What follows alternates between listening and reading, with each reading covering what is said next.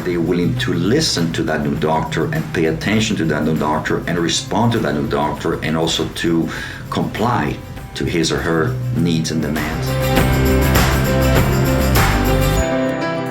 Welcome to AMC. I'm Dr. Greg Miller. We're in a series on associate practices, and today we're going to cover training and developing the associate with Dr. Henri Dallies. Let's get started.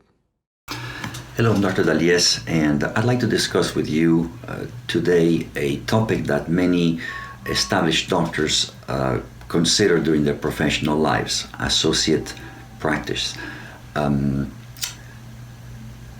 to paint this picture for a moment. Imagine that you've been in practice now 5, 7, 9 years, and you are happy finally where you got. You developed that practice from the ground up. It was growing pains. You finally found the right staff, the right amount of staff, right people. You have a steady stream of new patients. You have finally reached that cruising altitude in your practice where, oof, I'm comfortable and this is great. Things are good and we're happy. And now the idea comes where you think, maybe should I bring somebody back in my office? Should I have another doctor here? And so that's a big question mark, because it brings a completely new dimension to how things run in your office. So I'd like to offer a guideline to help you navigate through this process, if I may. So there are 5 points to take into consideration. Number 1, purpose. Why do you want another doctor in your office? Is it because you need more time? Is it because you want more time with your family? You need time for your golf? Do you like to travel? You have not seen your family in so long. You haven't had a vacation in so long. Do you need to grow more? Do you want to grow more? Do you want to, you feel like you have not reached your peak, but there's only one of you, one brain, 2 hands, 2 feet? Do you want to reproduce yourself? Are you more of a pragmatic person? I want to make more money. Are you more of a idealistic person? I want to help more people in my community. Do you want to help the profession? You want to help a new doctor not to have to make the mistakes that you had to make, that were costly, time-consuming, time-stealers, to not let them make the mistakes that you had to make in order to get to where you're at. So do you consider the fact that the prestige behind having another doctor in your practice?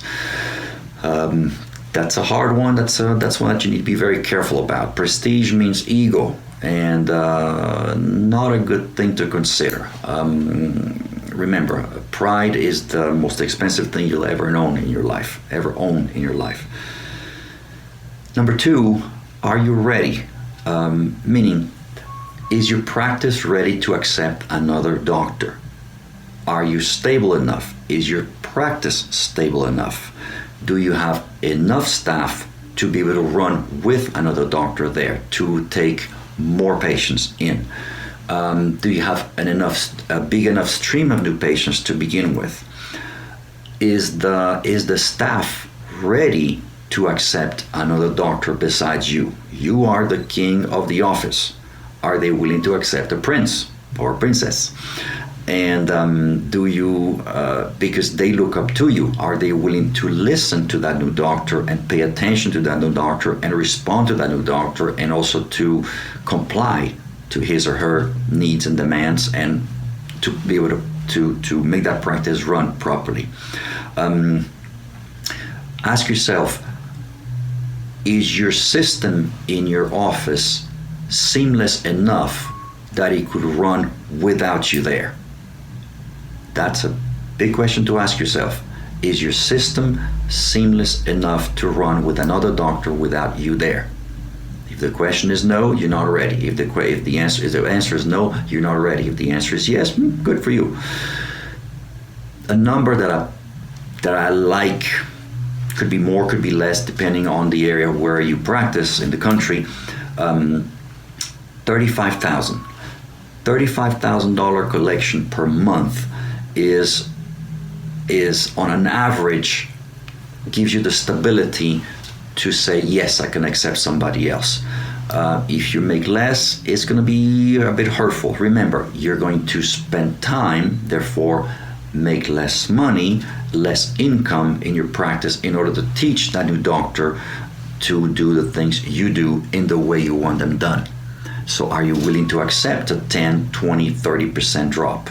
If you have a practice that goes through peaks and valleys, okay, I did 42K on 1 month, but I only did 18 2 months later, and then 30% less because of the doctor that I'm teaching. Now suddenly you're making 13, 14 when you have an overhead of 17. Things can get a little bit negative, to say the least. So ponder this, you must have a stable practice.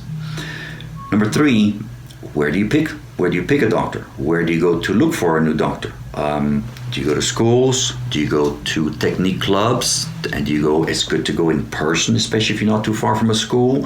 Do you alma mater? Or if you are close to another school, as I said, the bulletin board at a school, whether in person or virtual. You can go to Indeed or a site similar. How about seminars, whether technique seminars or management seminars? In management seminars, you tend to find a lot of people who are looking to associate because they realize that they need to learn more, and they rather do it under somebody else's umbrella instead of make their own mistakes. State association meetings, conventions, your own website, of course, Facebook website as well. Number 4, what kind of person are you going to pick? Do you pick who? I call it the who, meaning will you be picking out somebody straight out of school, fresh with a brand new diploma, the ink is still wet? Are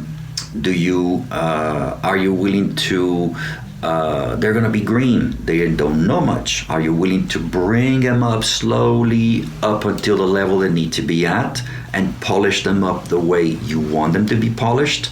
The nice thing about new people is they don't know, so therefore you can prepare them to learn something new. New people, however, new doctors, they tend to come with an ego. Just a few months prior, they were in 14th quarter. They were the king of the school at the time. Now suddenly they're out with a diploma. They think they still are the king or the queen. No, they're not. Now they turn from the top of the totem pole in school to the bottom of the totem pole when they are in active life. Do you want somebody who has been 2-3 years in, somebody who either did another associateship or they started their own practice and they didn't do so well? Somebody who had to sweat and had a few tears and they crashed and they're trying to get themselves back up. Those people tend to be good because they have learned that they now, contrarily to the first people who don't know what they don't know, the doctor who's been in 2-3 years in already realizes that there's a lot of things I do not know. That's why I'm in the situation I'm in. I need to get the guidance from somebody else. Remember, they become more humble after 2 to 3 years when they realize how much they do not know. A humble person is a teachable person. Are you willing to take on somebody from the opposite sex? It's something you need to take into consideration. Are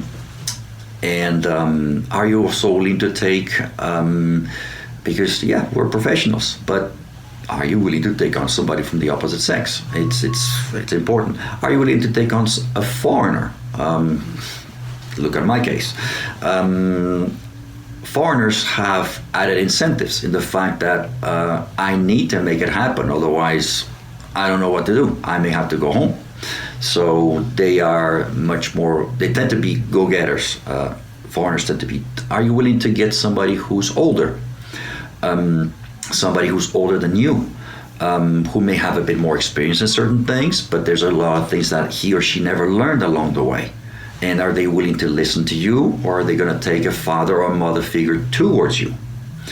Do you want somebody who's technique specific? As in my office, we tend to be that. That helps. It's a big help. However, that's not a that's not a deal maker or breaker. To me, if I have somebody who does know the type of practice, the type of technique I use, however, they have the right attitude, a go-getter attitude, a whatever it takes attitude, I like that person much better than somebody who knows my technique but is not willing to listen to what I have to say. So those are options for you to consider.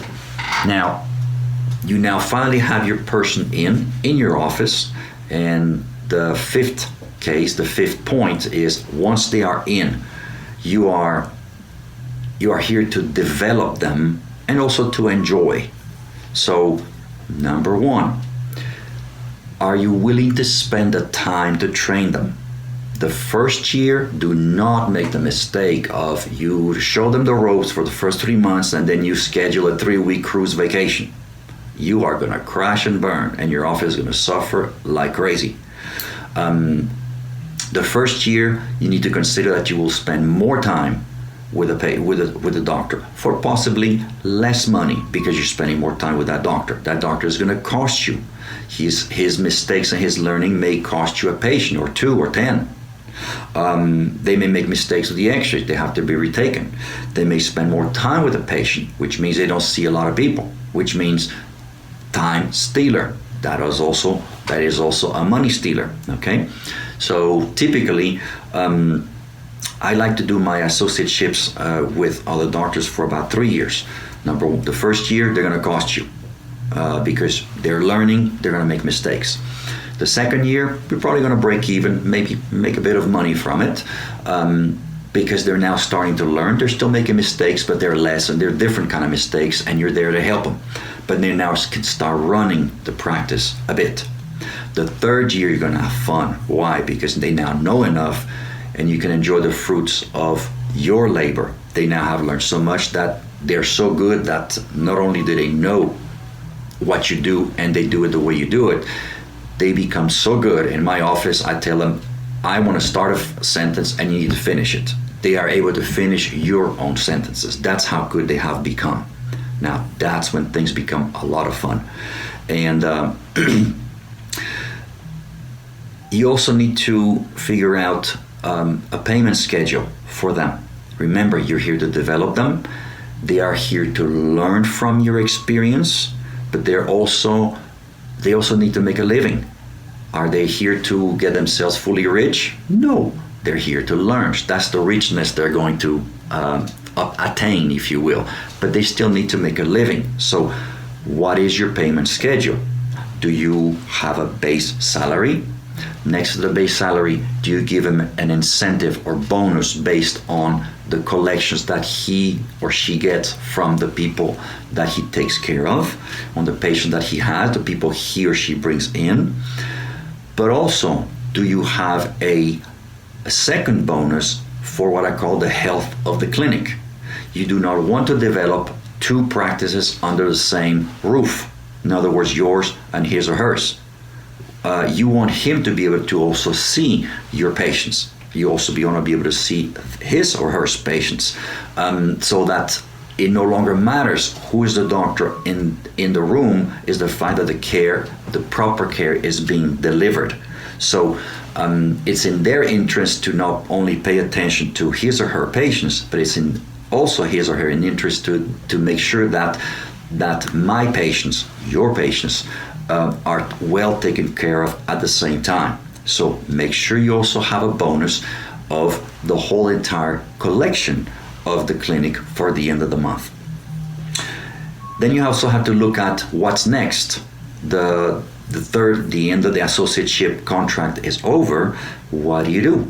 By the end of the first year into the second year, you probably know whether you have a good person, a follower, a leader, a go-getter, etc., etc. So what option do you give yourself for that person? Are they finishing their 3 years? They're happy. They want to go back home 3 states over, and they want to practice on their own near their family or a place they have located, a place that their prerogative. You can also help them figure out where they can go. At least you know you have reproduced yourself, and you know that if they are good as you, hopefully even better than you, then you might be able to say, oh, my associate doctor went back to Ohio and I happen to have a cousin there, I know I can refer them over there because I feel confident about that. You are reproducing yourself. That's a very, very feel-good situation. Are they good, but they don't feel confident enough to go on their own because they prefer to work with someone? This may become a long-term associate. Very good thing as well.